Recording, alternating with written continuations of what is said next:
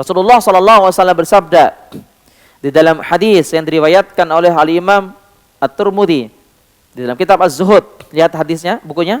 Rasulullah SAW bersabda, Innallaha idza ahabba qauman ibtalahum, kata Rasulullah. Sesungguhnya jika Allah mencintai seseorang, kalau Allah mencintai kita yang ada di rumah Al-Hujah ini, Ibu sekalian, ibtalahum, maka pasti Allah akan menguji iman kita. Allah akan memberikan ujian kepada kita semua. Tidak cukup hanya kita mengucapkan saya mencintai Allah, saya berusaha untuk mentaati Allah, saya berusaha untuk meninggalkan kemaksiatan, saya akan berusaha untuk meninggalkan pelanggaran-pelanggaran, saya akan berusaha untuk selalu tunduk dan patuh terhadap perintah Rasulullah SAW. Tapi kita belum pernah diuji oleh Allah, berarti iman kita itu belum ada apa-apanya. Makanya iman seorang itu akan dinilai oleh Allah, akan dilihat oleh Allah setelah dia bisa melewati apa? Ujian. Itu yang perlu kita catat dan kita ingat, Ibu sekalian, bahwa iman kita itu baru terbukti benar-benar kuat imannya ketika kita selesai diuji oleh Allah Subhanahu wa taala. Disitulah Allah ingin melihat apakah kita ridho terhadap takdir Allah ataukah kita mengeluh, apakah kita bersabar. Di situ Allah ingin melihat iman kita yang jujur apa tidak.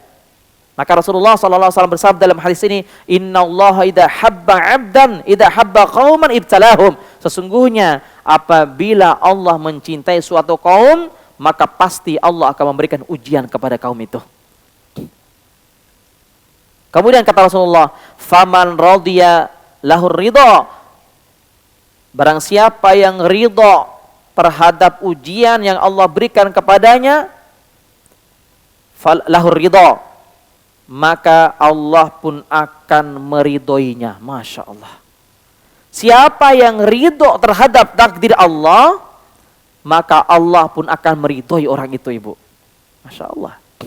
Kemudian kata Rasulullah, وَمَنْ سَخِطَ عَلَيْهِ السُّخْطِ. Namun sebaliknya, barang siapa yang kesal, barang siapa yang benci, barang siapa yang tidak terima terhadap takdir Allah tadi, niscaya ia akan mendapatkan kemurkaan dari Allah Subhanahu wa taala. Nauzubillah min dzalik. Oleh karenanya Ibu sekalian, kalau kita ingin mendapatkan ridho Allah, gampang. Tinggal apa? Tinggal kita ridho terhadap ketentuan Allah, takdir Allah, ujian dari Allah. Ridho terhadap ujian dari Allah, ridho terhadap takdir yang sudah digariskan oleh Allah. Kita meridhoi setiap apa yang terjadi dalam diri kita, maka Allah pun akan meridhoi kita, Ibu sekalian. Namun sebaliknya, kalau kita kesal, kalau kita marah, emosi, tidak senang, tidak terima terhadap takdir Allah, otomatis Allah pun akan memurkai kita semua. Nauzubillah min dzalik.